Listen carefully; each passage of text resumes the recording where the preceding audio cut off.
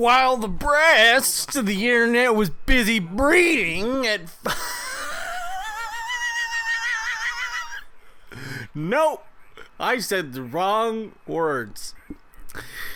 While the rest of the internet was busy eating Five Guys burgers and fries for dinner and lunch, we were busy finding new Easter eggs on the newest Black Ops the Third map,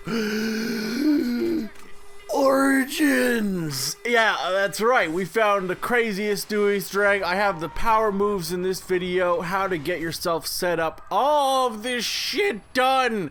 This is a legit guide to Origins. I'm your host, Jimbothy.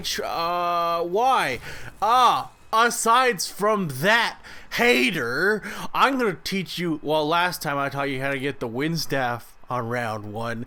I've upped the game and now found you can get 2 staffs on round 1. Yes, that's right. But before we dive into tonight's festivities, I'm gonna need to set a like goal at 5,000 likes.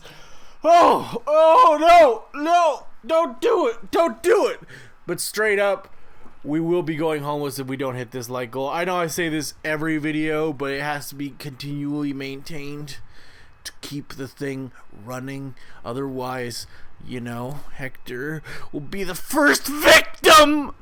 That being said, please consider liking this video and sharing it. It really helps us out earnestly. Guys, thank you very much for doing so far. You guys have been great so far for hitting our like goals, and I hope we can do it again. Thank you so much for doing so in the last few videos. I love you. I love all of you, actually, and you don't even know it. And I'm a poet, and now the video, real talk, will be complete.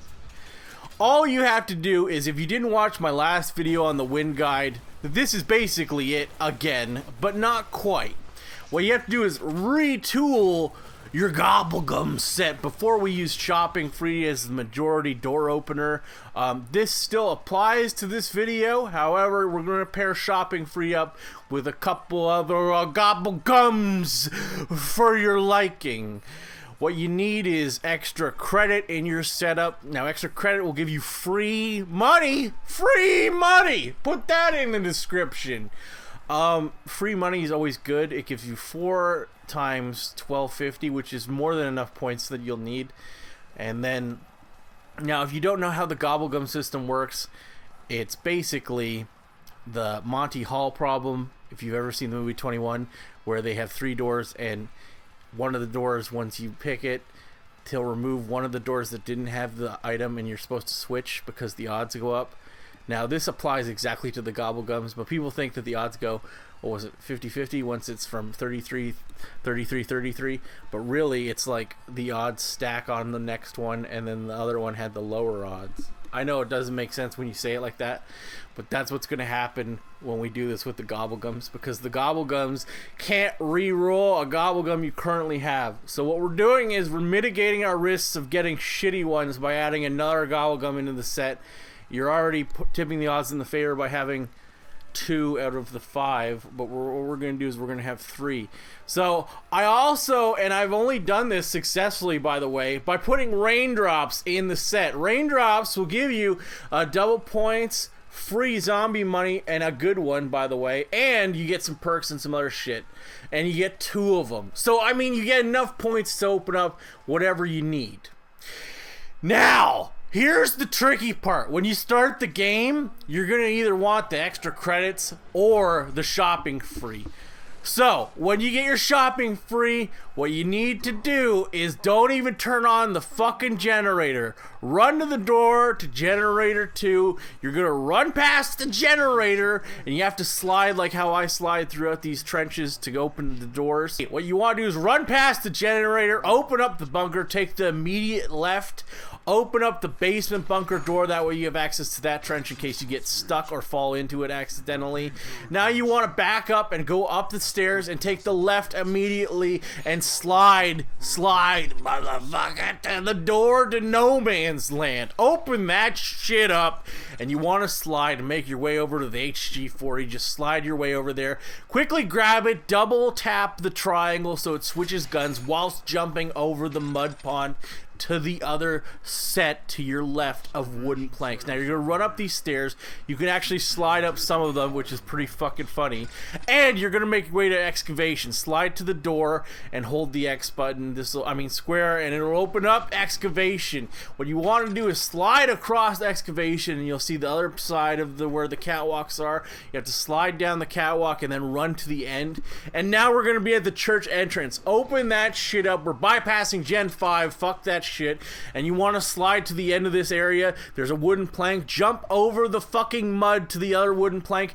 Now you have to slide down this wooden plank, jump, land on the next wooden plank, slide down that, jump, and you'll be on the church stairs. Press square, open the church up, and quickly turn to the gobblegum machine and get your free fucking spin.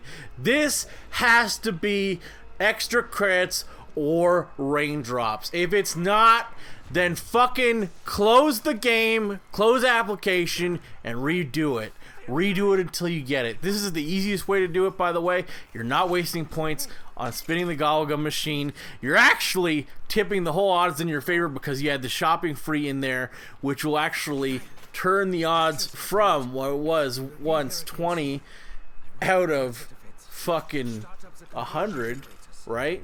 For the gobblegum you wanted, to now like 45, 65, because we know it can't get a shopping free again, and we're either banging for raindrops or extra credits. So the odds that we had on our shopping free now go on to those odds, while the other odds stay the same from what the original set was.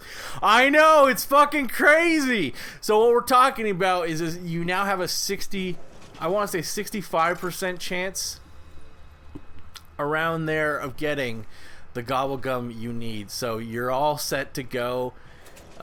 You probably will get it. Now all you need to do, there's only one door left in the fucking game. Isn't that crazy? Okay, so all you can do is you can go up to Gen 5, wherever the fuck Stamina Up is, and you can open that door. It's $12.50. Why we bypass this is because it's a cheap ass door. There's another door as well. And what you want to do at this juncture is, and this is where I fucked things up, okay? I'd start killing zombies and leave just one, and then I'd go after the wind staff, and then once I had the wind staff pieces all done, I'd go and ride the tank to go get the lightning staff. This is not how that fucking works, okay? I stayed up all goddamn night trying to do it that way. No, the wind staff, do not go after that first, straight up, or leave one zombie, because that will fuck you up, man. That will fuck you up so hard. Because I'll explain it in a bit. What you need to do now is get yourself set up. Just get the discs if you need to. You don't really need to at this juncture. I actually know. You know what? Fucking get the discs. Get the gramophone, and you want to build yourself the shield. Additionally, instead of opening the door to the trench, if the shield part is down in the fire cave, you can just open the door from spawn. It's way cheaper. It's only 700 as opposed to 1,000. What? That way you can do that. You want to focus on getting your shield built and the discs set up, because what we're going to be doing is we're going to be riding the tank. And riding the tank really fucks this game up. So, well, at least early on. Once you have the shield built, you also want to set the gramophone down. I recommend doing the lightning cave just because that's a central location to opening up the teleporter for where you need to go. Now what you want to do is round up some zombies in the church upper courtyard, since we have that open. What up? And the zombies will just sort of hurl around you. Now you have to go down to where the tank is and activate that shit. Now you're in for the ride of a lifetime, because the tank aggroes the zombies. And what I mean by this is it turns the zombies into runners, and it leaves them as runners for the rest of the game. It glitches the game out because we're breaking it, and it makes them hyper aggressive. So now aside from all the RNG we had to deal with the gobblegums, you're dealing with hyper-aggressive zombies. That's why I say leave most of them behind. I'm saying like leave a whole set, 3 or 4 or 5 or 6, because this tank step can fuck things up so easily. And if you have one zombie, you cannot injure it at all, otherwise it'll bleed out and then it ends the round. So you need to have all these zombies running after you so you can sort of fuck with one, because only 1 or 2 will jump on the tank. So you can fuck with whoever jumps on the tank whilst being aware of where the staff pieces are. Now, additionally, you have to be mindful of this because the tank can kill zombies. I've had this happen so many times when I did the wind staff and saved one zombie, is that the zombie would not spawn, or the zombie would be around running behind us, and then it would suddenly spawn in front of us and the tank would run it over, and then it advances the round to round 2, and then this ain't a 2 staff round 1 guide anymore. Okay? I'm also going to take a second to remind us of our like goal, 5,000 likes. This is pretty intense to get all this shit set up, so it took most of the night for me to get a final fucking good run at this. So I'm pretty excited that I get to show you guys this. Anyway, what will happen is, as I said, the zombies become hyper aggressive, so they will basically become runners on round 1, which is unheard of. And I mean, they run like they're chasing the tank. They will run as fast as they can get. Say on a round 20 basis, they're running that fucking fast. So you have to be mindful of that.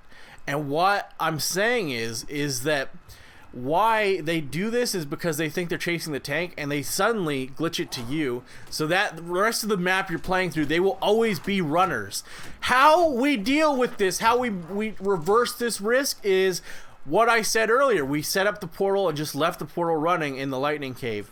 When you go to the crazy place, it resets the zombies, so now he's not a runner. He's not going to chase you throughout the map. So that means he'll respawn whenever he's needed.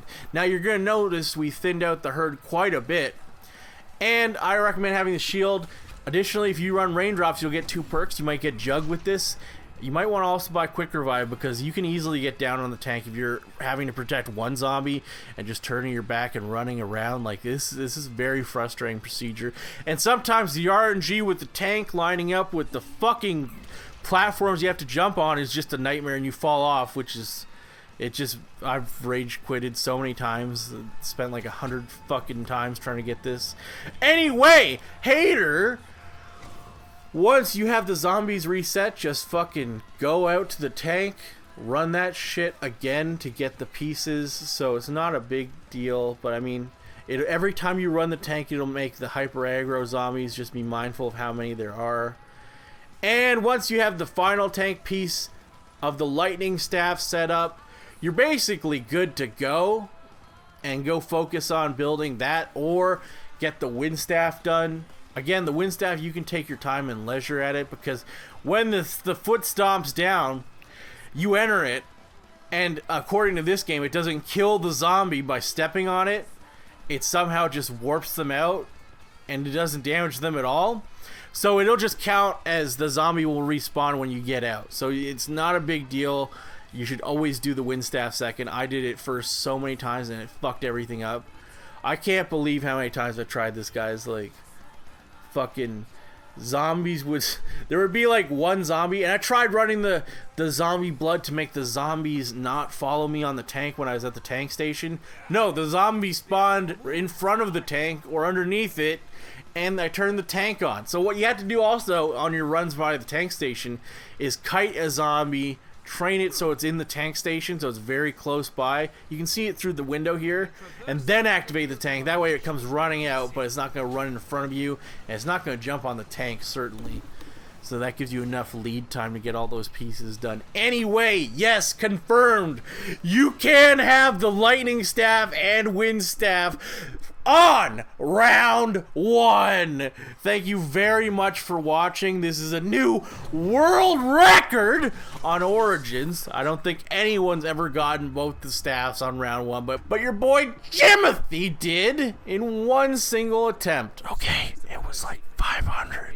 Anyway, I hope you found this enjoyable and informative. Be sure to leave a like. Remember, our like goal is 5,000 for this video. Thank you so much for hitting them in the last one. You guys are amazing. Consider sharing this on social media. I want to see this on Twitter and Facebook. If it's on Twitter and I see it, I'll retweet it. So, I mean, that's pretty sick right there, friend. Thank you very much. And if you're new around here, consider subscribing. YouTube.com/and there's just all the craziest Easter eggs on YouTube right now. Also, join the notification squad if you're at that. That way you get all the videos sent directly to you. This is an Easter egg world record run. 2 staffs on round 1. And now with Origins, I guess the map is done. Alright, enough dropping bars. See you later, hater.